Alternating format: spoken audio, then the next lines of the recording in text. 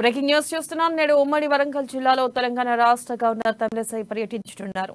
వరద ప్రభావిత ప్రాంతాల్లో బాధితులను పరామర్శించనున్నట్లు సమాచారం.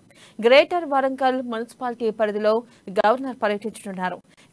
గవర్నర్ ఉదయం 6 గంటలకు రాజ్భవన్ నుండి 8:30 ఎన్ఐటీకి చేరుకుంటారు. కొద్దిసేపు విశ్రాంతి అనంతరం ఉదయం 9 గంటల నుంచి 11 గంటల వరకు గ్రేటర్ వరంగల్ పరిధిలోని వరద ప్రభావిత ప్రాంతాలైన జవహర్ నగర్, ఎన్టీఆర్ నగర్, ఎన్ఎన్ నగర్, భద్రకాళి బండ్, నయీం నగర్ ఏరియాల్లో గవర్నర్ పర్యటిస్తారు.